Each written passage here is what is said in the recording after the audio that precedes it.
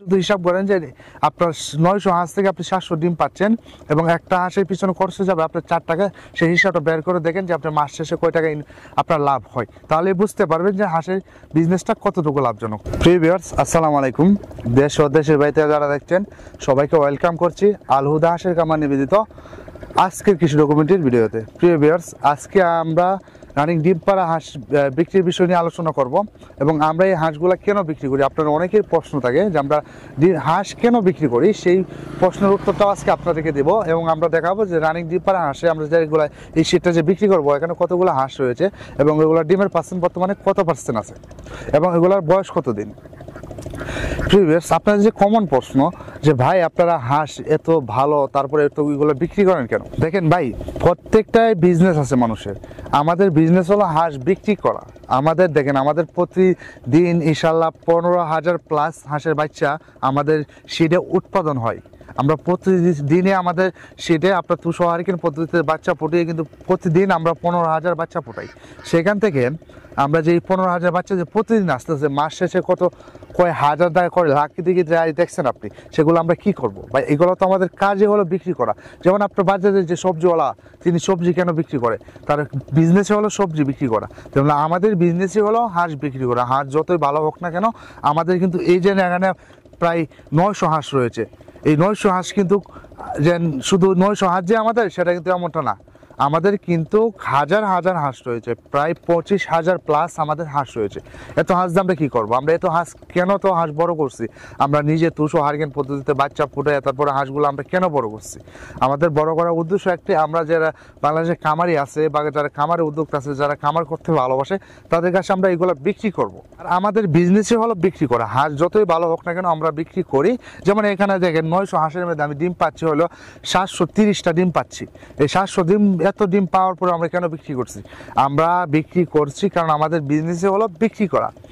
আর আপনারা যারা খামারে উদ্যোক্তা আছেন বা খামারে করতে চাচ্ছেন বা খামারে ইচ্ছুক, তারা আমাদের ভিডিও স্ক্রিনে দেওয়া নাম্বারে ফোন করুন এবং ফোন করে আমাদের সাথে যোগাযোগ করে ভালো মানের হাঁস কিনুন। এবং আমরা কিন্তু পাইকারি দামে উন্নত মানের হাঁস এবং হাঁসের বাচ্চা সারা বাংলাদেশে সরবরাহ করে থাকি। আপনারা যারা আমাদের কাছ থেকে অতি আগে আমরা হাঁস এবং হাঁসের বাচ্চা নিয়েছেন তারা হয়তো বা জানেন যে আমাদের হাঁসগুলা কতটুকু সুস্থ সবল এবং কতটুকু ডিমের পার্সেন্ট ভালো।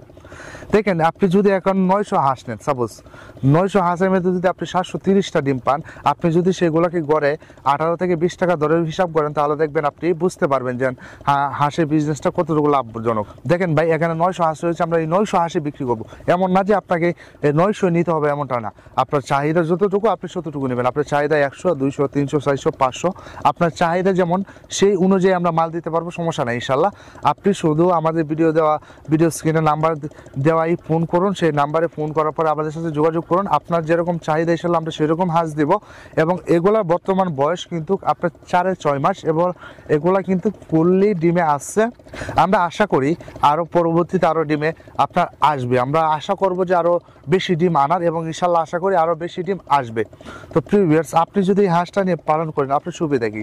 আপনি যদি হাঁসটা নিয়ে পালন করেন, আপনি শুধু আবদ্ধ অবস্থায়, আমরা যেরকম আবদ্ধ অবস্থায় এখানে রাখছি সেখান থেকে রেখে যদি আপনি এটাকে পালন করেন, আপনি টাইম টু টাইম শুধু আপনি খাবারটা দিলেন, খাবারটা দেওয়ার পরে আপনি সময় মতো খামার থেকে বাইরে নিয়ে আবদ্ধ অবস্থায় রাখার পরে পরবর্তীতে আবার সন্ধ্যার সময় আপনি আবার সিডে নিয়ে গেলেন।